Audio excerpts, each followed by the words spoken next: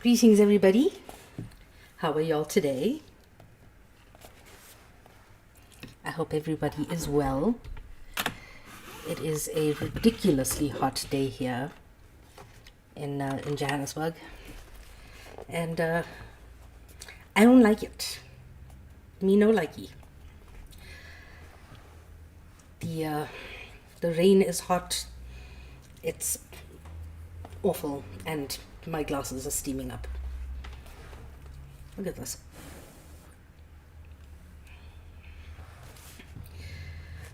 Uppies? I generally don't take guests during the reading, but yes.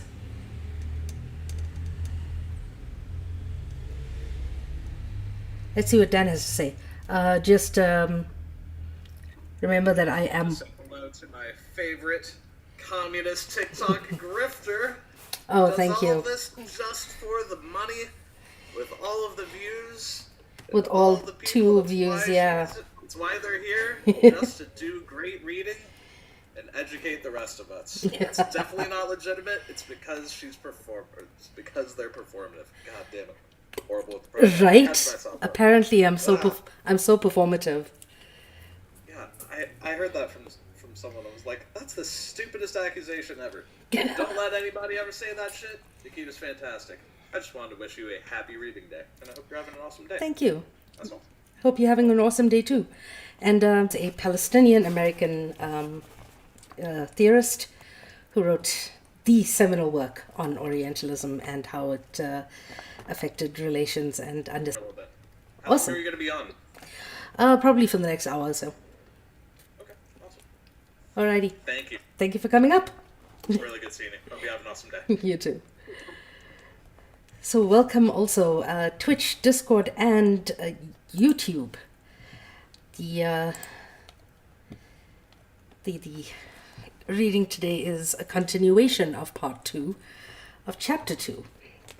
And after discussing Desesi, we're going to discuss Renan. I'm not going to be saying Renan the entire time. I'm going to be calling him Renan because he's known as Orientalist literature, and his understanding of how the originator of the work is is basically the master of the subject.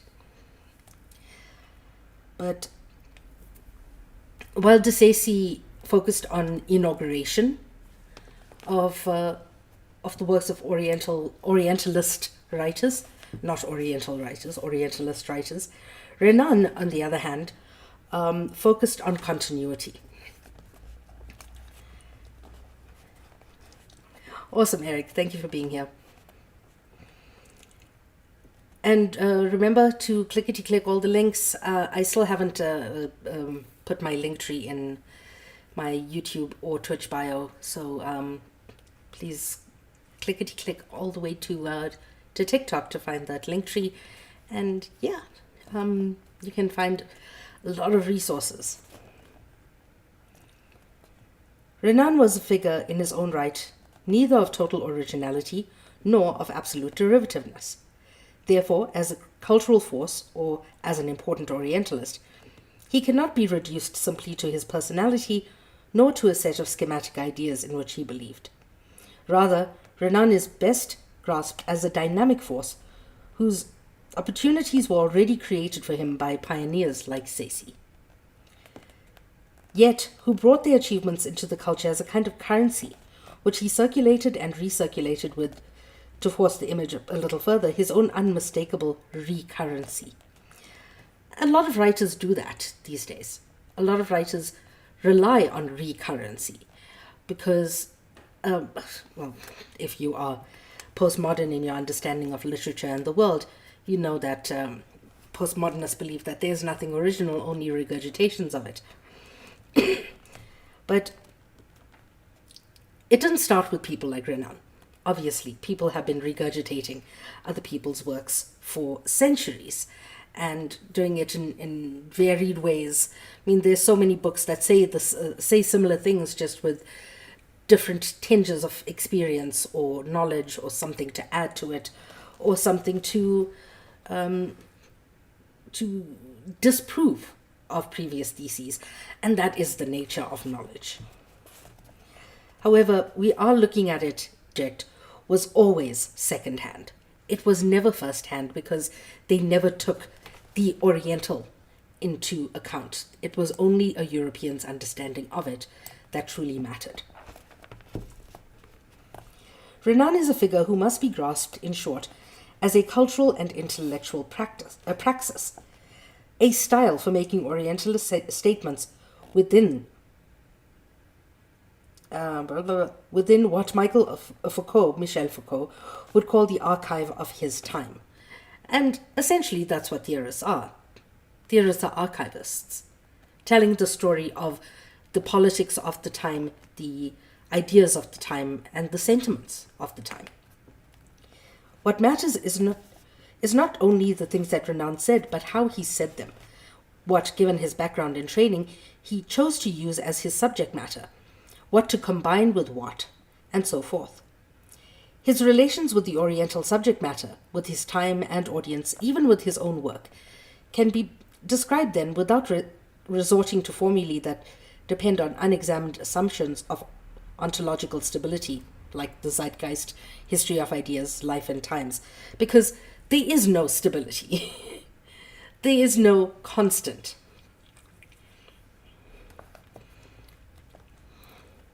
Negative 28, is that negative 28 clitoris?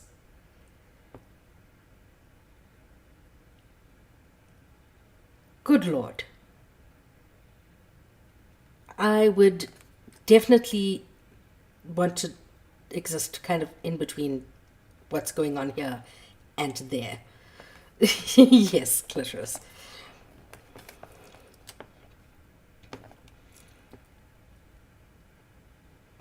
Instead, we are able to read Renan as a writer doing something describable in a place defined temporally, spatially, and culturally, hence archivally. For an audience, and no less important, for the furtherance of his own position in the Orientalism of his era. So he was writing for his time. And pretty much everybody writes for their time. Where the hell are you? Gonzo is in Canada. Extraordinarily rich and celebrated cultural position of that discipline that endowed Orientalism with its most important technical characteristics. For anyone whom the word philology suggests, dry as dust and inconsequential word study, but Nietzsche's proclamation that along with the greatest minds of the 19th century, he is a philologist, will come as a surprise. Though if not Balzac, Louis Lambert is recalled. What a marvelous book one would write by narrating the life and adventures of a word. I always thought about that. Like, and this is something, a discussion that I've... Sorry? Balzac? Balzac.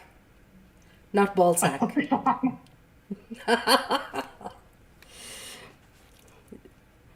Honoré de Balzac. As it was used.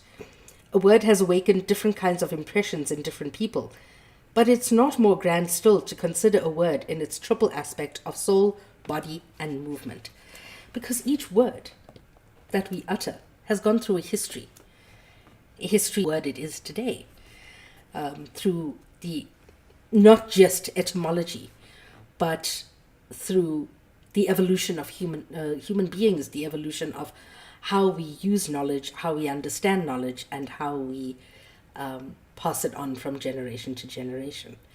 And to me, the history of the word is absolutely fascinating. What is the category, Nietzsche will ask later, that includes himself, Wagner, Schopenhauer, Leopardi, and all as philologists? The term seems to include both the gift for exceptional spiritual insight into language and the ability to produce work whose articulation is of aesthetic and historical power. Although the profession of philology was born the day in 1777 when F.A. Wolf invented for himself the name of student of philology. Nietzsche is nevertheless at pains to show that professional students of the Greek and Roman classics are commonly incapable of understanding their discipline. If there's something that you need to know about theorists, especially theorists of Saïd's time, is that their underhandedness, written in beautiful ways, knew no bounds. And this is a slap in the face to Roman classic Roman classical studies. They never reach the roots of the matter. They never adduce philology as a problem. For simply, as knowledge of the ancient world, philology cannot, of course, last forever. Its material is exhaustible. It is this that the herd of philologists cannot understand. But what distinguishes the few exceptional spirits, whom the way that I'm now describing, is their profound relation to modernity, a relation that is given to them by their patience on their practice of philology. Philology problematizes itself, the practitioner, and the present. It embodies a particular condition of being modern and European, since neither of these two categories has true meaning without being related in an earlier alien culture and time. Back to Frantz Renan. We cannot extricate ourselves.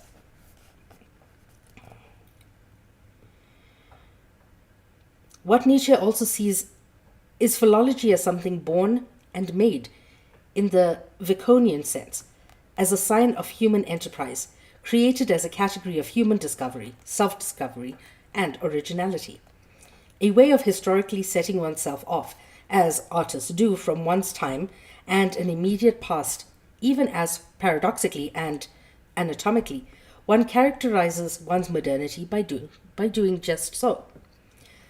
Between Friedrich August Wolff of 1777 and Friedrich Nietzsche of 1875, there is Ernest Renan, an Oriental philologist, also a man with a complex and interesting sense of the way of philology and modern culture and how they are involved in each other. In L'Avenir de la Science, written in 1848 but not published until 1890, he wrote that the founders of modern minds are philologists. And what is a modern mind, he said, in the preceding sentence, if not rationalism, criticism, liberalism, all of which were founded on the same day as philology.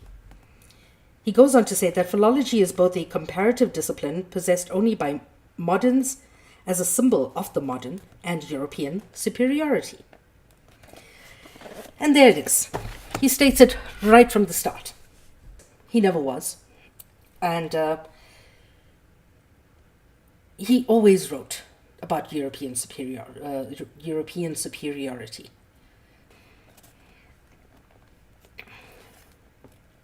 Every advance made by humanity since the 15th century can be attributed to minds we should call philological.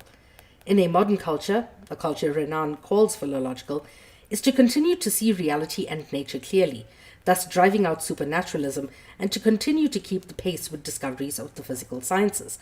By this time, majority of scientific discoveries, quote-unquote discoveries, by the West had already been stolen from the East, from the global South, from the global majority. The theft of knowledge we cannot quantify.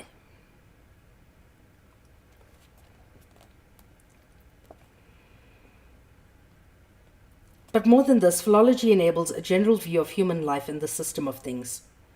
Me being there at the center, inhaling the perfume of everything, judging, comparing, combining, inducing. In this way, I shall arrive at the very system of things. And this is why we study things like jurisprudence, the philosophy of law. It's why we study philosophy of war. It's why we study philosophy at all.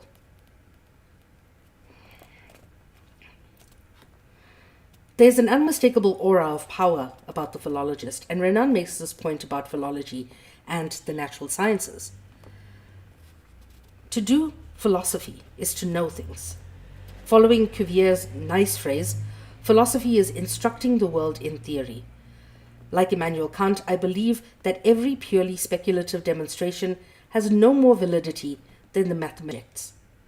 It is the sciences of humanities, what physics and chemistry are to the philosophic science of bodies. And to that I agree. With that I agree. Because when you look at human philosophy, or philosophy of the things that humans have created and studied over the years, over centuries, you see patterns. I find myself very interested in pattern recognition now that I'm writing this book, which I told myself, this is not going to be political, this is not going to be political, this is not going to be political. Lo and behold, it is political. And yes, Immanuel Kant. Time being, we should remark that the whole middle section of L'Avenir is taken up with Renan's admiring accounts of philology, a science he depicts as being at once the most difficult of all human endeavors to characterize the most precise of all disciplines. Little did he know that philosophy didn't just exist and come out of Europe.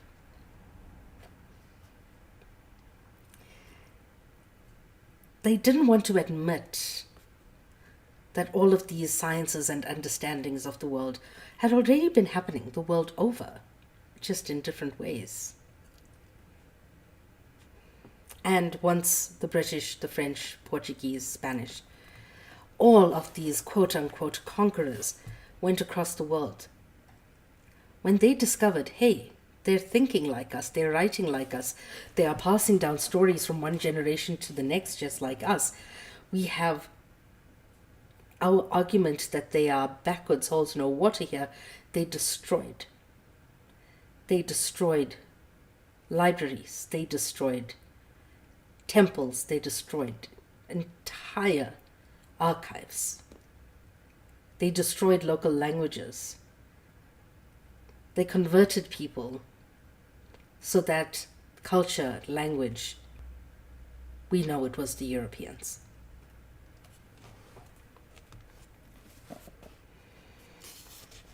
Explicitly with Vico, Herder, Wolff, and Montesquieu, as well as with philological near-contemporaries such as Wilhelm von Humboldt, Bopp, and the Orientalist Eugene Burnouf, to whom the volume is dedicated. Renan locates philology centrally within what he everywhere refers to as the march of knowledge. And the march of knowledge was something that was really used by colonialists when they went into the global south to essentially take over all resources, that the march of knowledge continues. That is something that we've heard again and again and again, and it was even repeated in Afrikaner nationalist texts and speeches. It's the march of knowledge.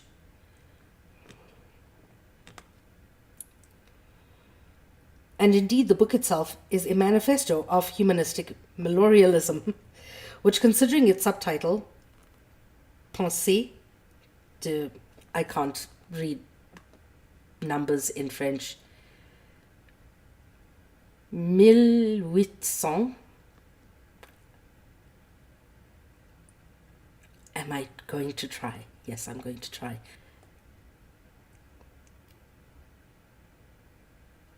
What is 40 in French? Okay, no, cannot.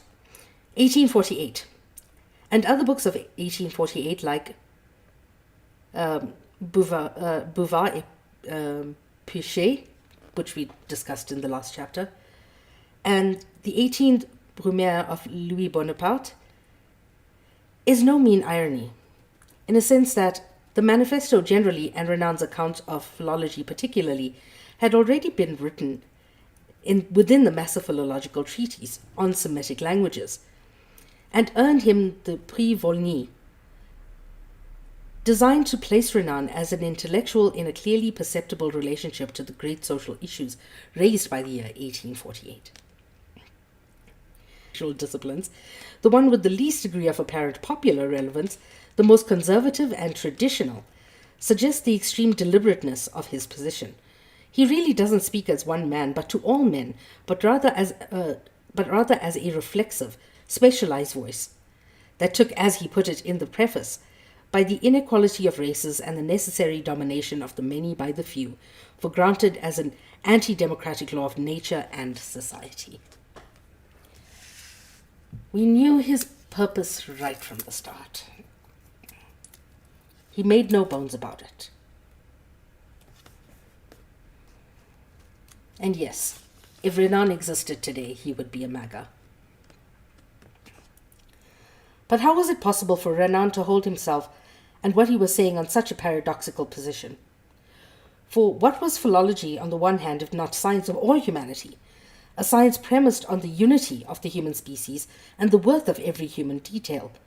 And yet, what was the philologist on the other hand if not, as Renan, divider of men into superior and inferior races?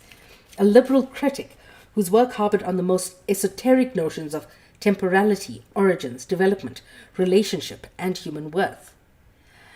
The fact that they constantly said knowledge, science,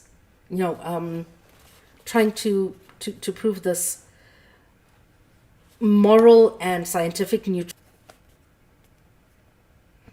Michelet and Alexander von Humboldt show Renan had a strong guilt sense as a professional scholar, a professional Orientalist, and in fact a sense that put distance between himself and the masses.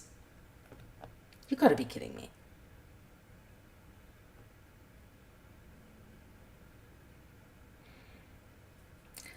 I thought, hey, here's a light, a ring light that I can use remotely. But nope. Apparently not. I am going to return it.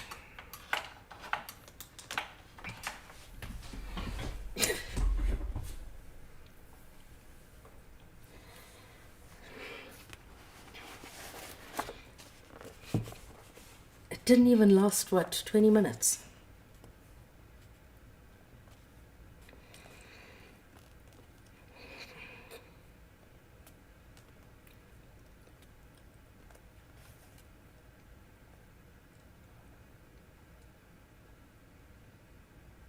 Where did I stop? Renan had a strong guilt sense as a professional scholar, a professional Orientalist, a sense that put distance between himself and the masses. They relied so much on proving themselves to be these morally and scientifically neutral scholars, but what they relied on was not scientific at all. It was completely based in fiction.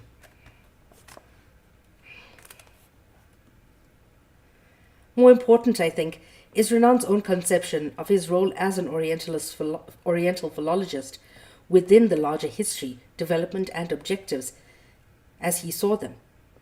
What may seem to us like paradox was the expected result of how Renan perceived his dynastic position within philology, its history and inaugural discoveries, and what he did within it. Therefore, he should be characterized not as speaking about philology, but rather as speaking philologically. With all the force of the initiate, using the encoded language of a new prestigious science, none of whose pronouncement about language itself could be construed directly or naively. People reading this would have said, oh hey, these are people who know a lot more, so it must be true. None of the work they did was empirical evidence. Like, Orientalists did not use empirical evidence to support any of the ideas that they proposed in any of their works. So talking about it as philosophy is a stretch. Is absolutely a stretch. So therefore, when we say that we need to decolonize completely rewrite our curricula to include, not just to include voices of the colonized philosophers of old and mathematicians of old and whatnot. We need to actually debunk the sciences as it was presented by Europe. We're saying decolonize, not just include Black, Indigenous, and people of the global majority. We're saying disprove those people, because they were writing from a frame of reference that wasn't just racist. They are writing from a frame of reference that was wrong, scientifically and sociologically incorrect. Thank you. Yeah, they were just wrong.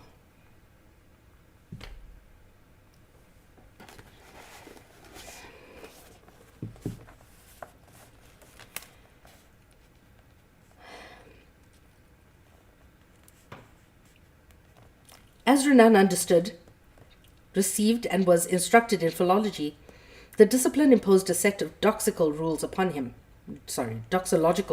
him.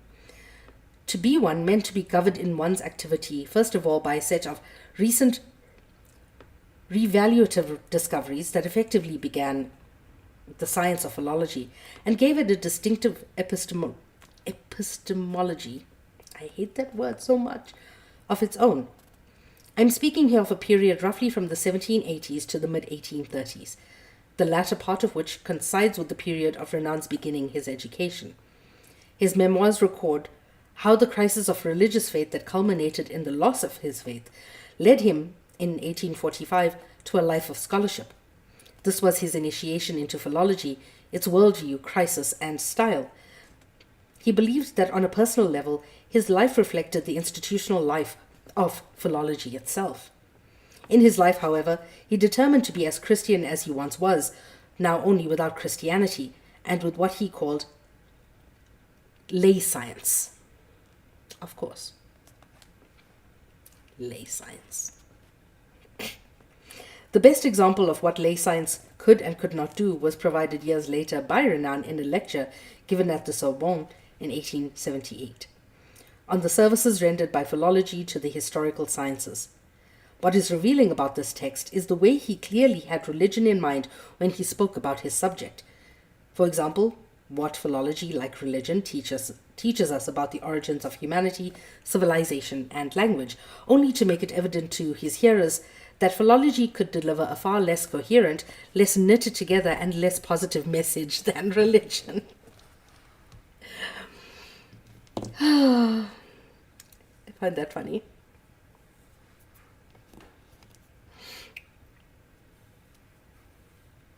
Since Renan was irremediably historical and, as he once put it, morphological in his outlook, it stood to reason that the only way in which, as a very young man, he could move out of religion into philosophical scholarship was to retain the new lay science, a historical worldview that he gained from religion.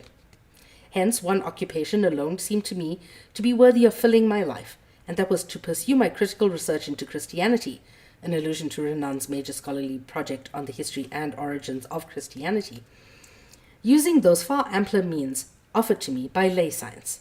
Renan had assimilated himself into philology according to his own post-Christian fashion. And a lot of philosophers, they were religious in the sense of they took not just their faith, but religion as a fact. They took it as a given. They took it as something that was absolutely 100% true, and they worked from there. That's majority of philosophers in the West throughout history. They have always taken the quote-unquote, because it didn't disrupt much. What it did was a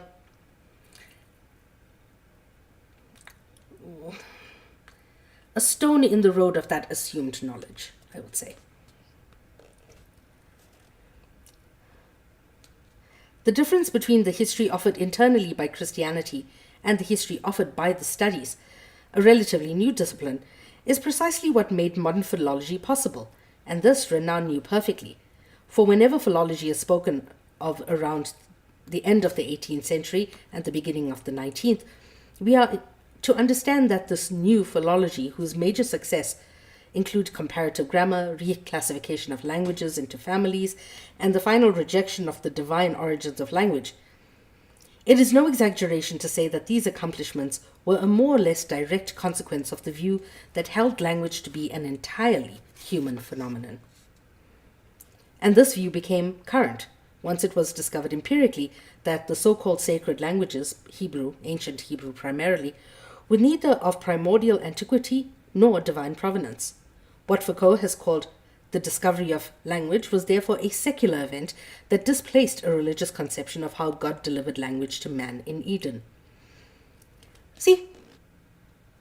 Stop it.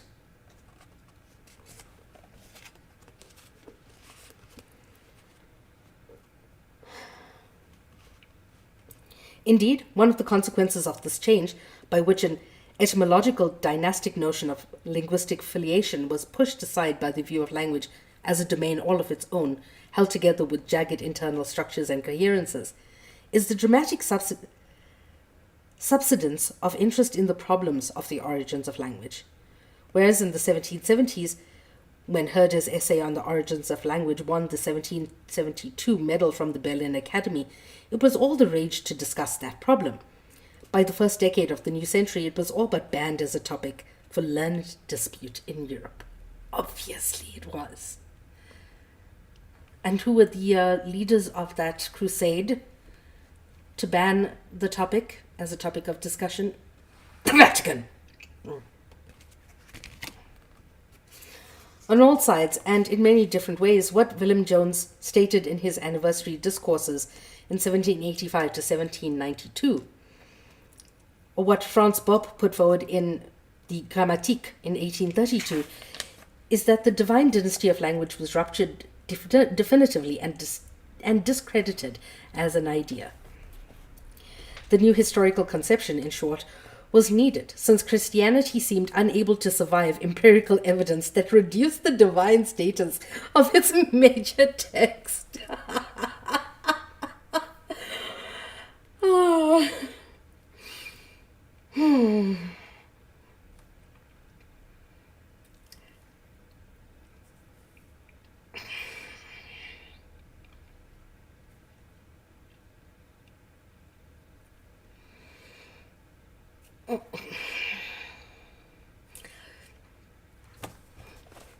I know I'm speaking brown right now. Brown folk, you get it.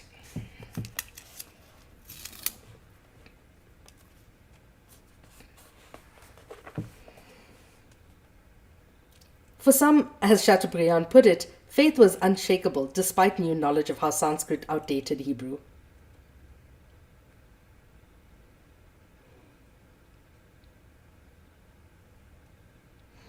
And now you have Israelis saying that the Hebrew that they speak is the oldest language in the world, which is wild to me.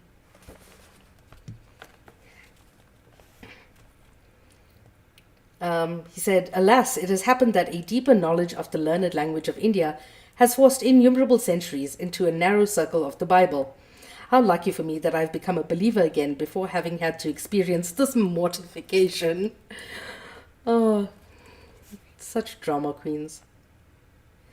For others, especially philologists like the pioneer Bopp himself, the study of language entailed its own history, philosophy, and learning, all of which did away with any notion of any primal language given by God to man in Eden. As the study of Sanskrit and the expansive mood of the later 18th century seem to have moved the earlier and language, just as, except by a method I shall discuss presently, there was no simple language. Sanskrit is the oldest known language in the world. That is, known currently. It is a magical language. People call it a dead language.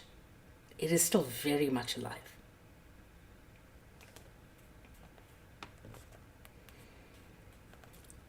The legacy of these first-generation philologists was, to Renan, of the highest importance. He repeated the lessons of the new philology, in which the anti-dynastic, anti-continuous tenets of a technical, as opposed to divine, linguistic practice are the major pillars. For the linguist, language cannot be pictured as the result of force emanating unilaterally from God. As Coleridge put it, language is the armory of the human mind, and at once contains the trophies of its past and the weapons of its future conquests. The idea of the first Edanic language gives way to the heuristic notion of a proto-language, or Indo-European Semitic, whose existence is never a subject of debate, since it was acknowledged that such a language cannot be recaptured, but only be reconstituted in these processes. To the extent that one language serves again heuristically as a touchstone for all others, it is Sanskrit, in its earliest Indo-European form. The terminology has also shifted. There are now families of languages. The analogy with species and anatomy, original language that only function as philological discourse, not because of nature. In that way, Latin is a dead language. People still know it because they study it. But there's nothing new being added to it. There's nothing being subtracted from it. There's nothing being written in Latin. Aramaic is a dead language, as it no longer exists. It exists only in scholarly consciousness.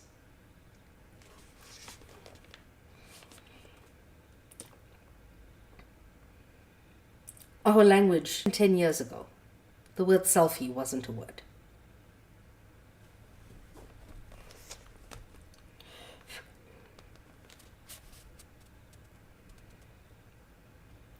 Some writers shrewdly commented on how it was that Sanskrit and all things Indian in general simply took the place of Hebrew and the Edanic fallacy.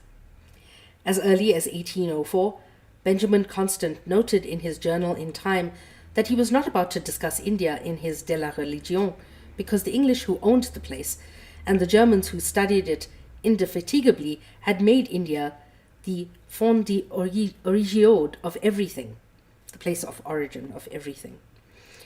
And then there were the French who decided that after Napoleon and Champollion that everything originated in Egypt and the New Orient. These teleological enthusiasms were fueled after, by 1908, by Schlegel's celebrated I cannot read German.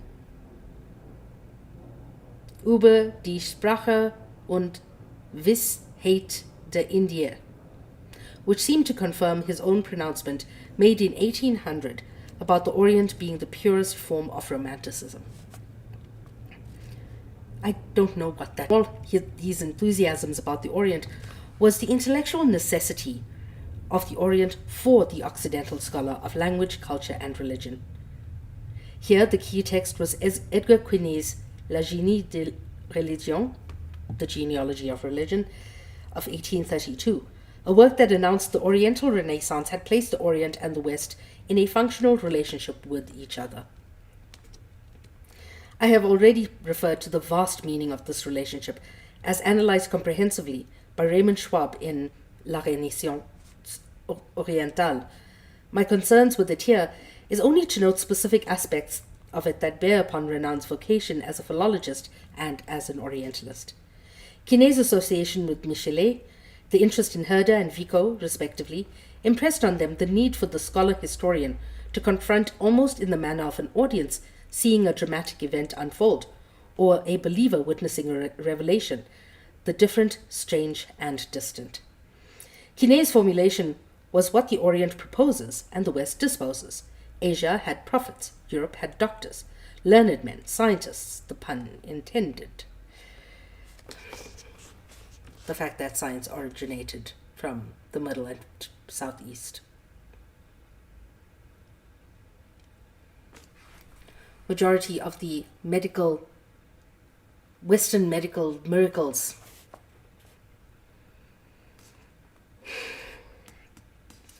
out of this encounter, a new dogma, a God is born. But Quinet's point is that both East and West fulfill their destinies and confirm their identities in the encounter. As a scholarly attitude the picture of the learned West surveying, as if from a peculiarly suited vantage point, the passive, seminal, feminine, and even silent and supine East, then going on to articulate that East, making the Orient deliver up its secrets under the learned authority of philosophers whose power derives from the ability to unlock secret, esoteric languages. This world persists in Renan. What did not persist during the 1940s was when he served his apprenticeship as a philologist, a dramatic attitude that was replaced by scientific one. For Quinet and Michelet, history was drama. Quinet suggestively describes the whole world as a temple and human history as a sort of religious rite. Both saw the world as they discussed. The origin of human history was something they could describe in the same splendid and impassioned and dramatic terms used by Rousseau to portray life on earth in primitive times. For Michelet and Quinet, there is no doubt that they belonged to the communal European romantic undertaking, either in epic, historical, and intellectual circumstances of their own age, the Christian pattern of the fall, the redemption, and emergence of a new earth that will constitute a restored paradise. I think that for Quinet, the idea of a new god being born was tantamount to the filling of a place left by an old god. For Renan, however, it meant that the severance of any and all connections with the old Christian God, so that instead a new doctrine, probably science, would stand free and in a new place, as it were. Renan's whole career was devoted to fleshing out this progress. Any questions so far? I know.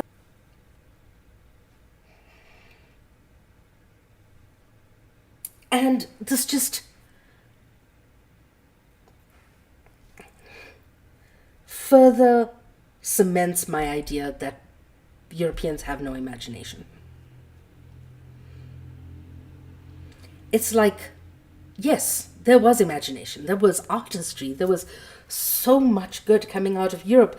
And then it's like, when you are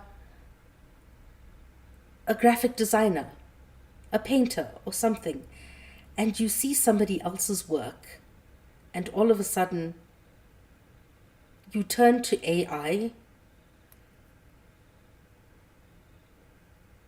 to do your own because you just feel not good enough.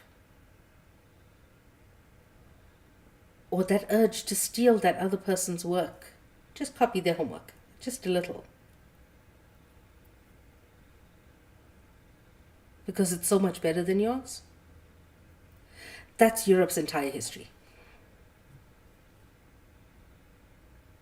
Who's really good at what they do, who saw somebody else do better and decided to steal it.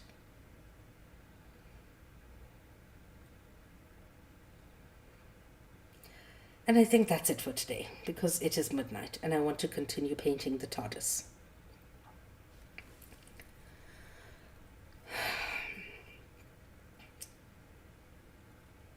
Any questions? You're welcome to message in my server.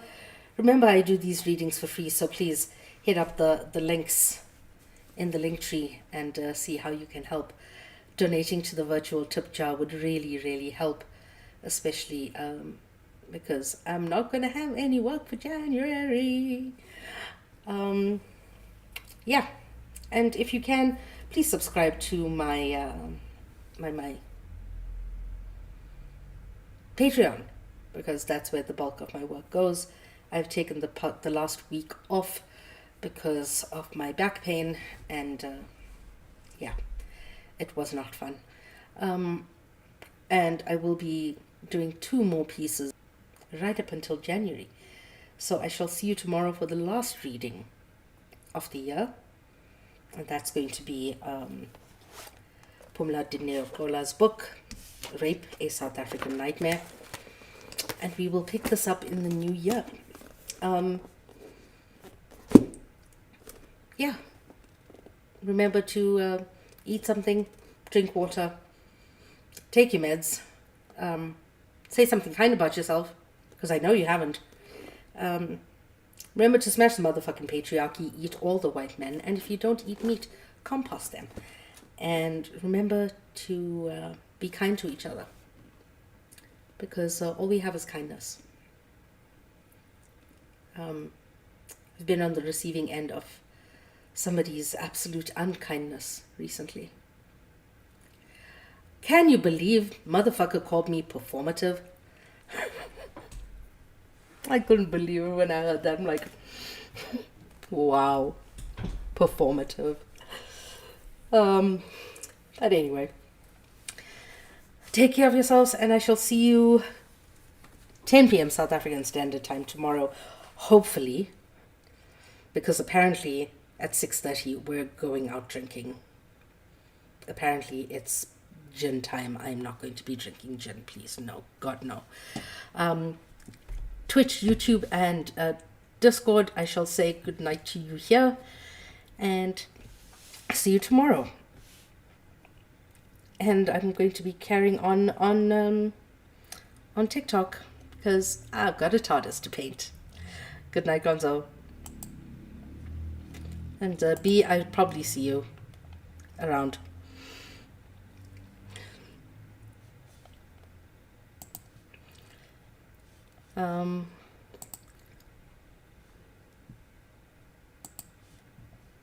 Where is this? Alrighty. Cheerio.